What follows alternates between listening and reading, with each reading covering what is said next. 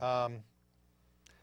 No question that healthcare is expensive. No question that we have children here in the state that don't have coverage. But it's also a huge part of our budget. It is. It is, and it's that's probably more than a sacred cow. I mean, you're talking about people's lives, their health, and kids. I think money that can be saved and redirected in some fashion that actually helps people. And as the state begins to look more and more towards preventive health care, I think is where you're going to see some long-term solutions. Performance audit of the State Department of Health, which also included looking at several other local health departments and agencies. We made more than 60 recommendations to improve licensing and coordination over discipline of different healthcare professionals that weren't operating necessarily too professionally. And all of those recommendations have been implemented, and that's really resulting in lives being saved. So often we joke about, well, auditing isn't really, life-saving, but in this case we probably were. Yeah, very good. Well, let's go to transportation, and that there's not sacred cows, but apparently there is a sacred tunnel, and it's going to be a deep bore tunnel, and it's going to cost, oh gosh, I don't know how much it is, but $4 some billion. Well, that's and that's of course is without knowing the cost right. of the deep bore tunnel. Oh, it's likely to go down from that, isn't it, Stan? Oh, I'm sure. Yeah, I'm don't sure they it will. usually? Yeah. I am. I must say that I know that you did a lot of work on the Department of Transportation. Yes, we did. And I think you found that the Department of Transportation is pretty efficient. We did, for the most part. We also looked at other areas that we felt really needed addressing. Part of that concerned congestion relief in this state, where even in state law, the Department of Transportation used to refer to congestion as one of the 3 priorities for the Department of Transportation. They removed that from their list of priorities, saying that, well, safety and maintenance are the priorities. Well, those certainly, in my opinion, are not mutually exclusive from congestion relief. I think one benefits the other each way.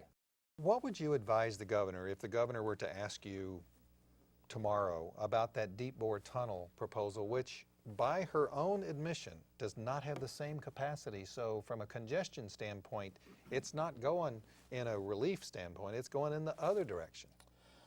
I really don't know. I have been watching the last couple of days like any other citizen, scratching my head wondering how did they get to this, because it seemed to have happened rather suddenly.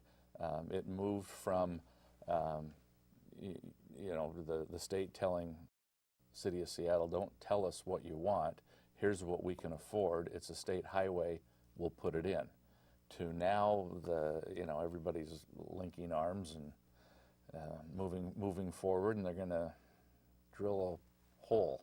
Yeah, and there will be a show completely about this, because the connections at the Mercer mess become even worse under the deep bore tunnel proposal. But well, and how do many people who live in Seattle on the west side, Magnolia, how do they get to this new structure to drive on it? I mean, how do they get around town and use that?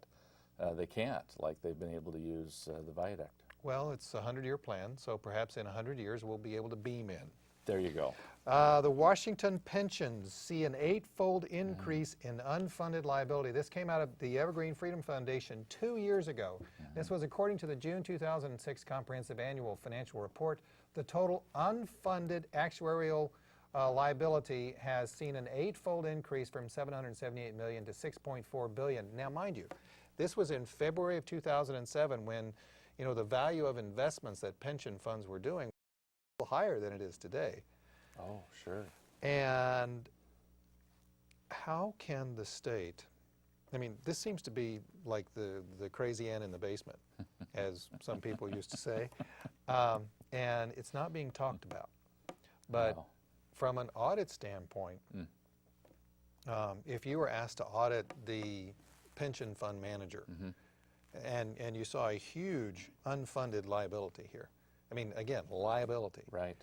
What would you say? It's a serious problem. It's a serious problem that's facing the state of Washington. many other states. What is very problematic right now is the report you're mentioning was 2 years ago. Yeah. And if 2 years ago the state were meeting its obligations, and now we hit the financial problems and the crisis today, like many other states are, and governments are making decisions of what they can fund and what they can't, and sometimes you make short-term decisions, well, we'll put this off. By putting off continually to adequately fund these pensions puts the state and the state's taxpayers and future generations in that could be very difficult to dig out of.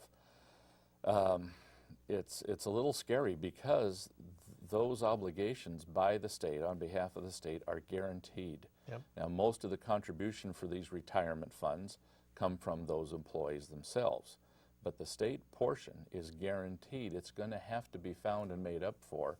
Or you mentioned lawsuits by public employee unions. The lawsuits lining up for this, if this were to ever get to the point where they couldn't meet those obligations, could really be serious. Yeah, well, the senior population, it's not like we're a population that's getting younger. Oh, correct. Want to very, very briefly touch on the Port of Seattle. What's happened Sure. since the audit? Well, I think a lot of good things. I mean, it was a pretty contentious audit. There was pushback by the port on it, on some of the issues. It was a tough one. It was hard hitting, but it was very good work and it was very important. It has since led to some very significant changes in operations at the port. The port commissioners have stepped forward and are meeting a lot of their responsibilities and obligations that were not before. The port conducted its own internal review of our audit, confirmed what we reported, and have gone forward and made even some more changes, and it's resulted in some personnel changes at the port. The Department of Justice and the FBI is still in there looking at issues to see if there was indeed any criminal activity. We got 2 minutes left and two topics I got to cover. Okay. You have just been anointed the bailout czar for the feds. What do you tell President Obama? I tell President Obama to make sure that this process is as and accountable as it can be. This bailout, whether it's money that goes to private businesses and corporations, which it's a little alarming because those are the same folks who got us into the problem. But if it goes without the accountability to make sure that either money is repaid or the money is properly accounted for and accomplishes what the bailout is to stimulate the economy, I thought. That's the thought. But if it just goes into their pockets or into their pensions or their golden parachutes, it doesn't accomplish what it was meant for. So that accountability has to happen. Last thing, in the few seconds we have left, this legislative session, what legislation are you recommending? Primarily, I'm working again with State Attorney General Rob McKenna on open government issues, clarifying some language for public meetings compliance by local governments, advocating for those rights for citizens across the state. And as 2009 gets really, really rolling, what is the audit that you expect that you're going to be doing that's going to have the public scrutiny?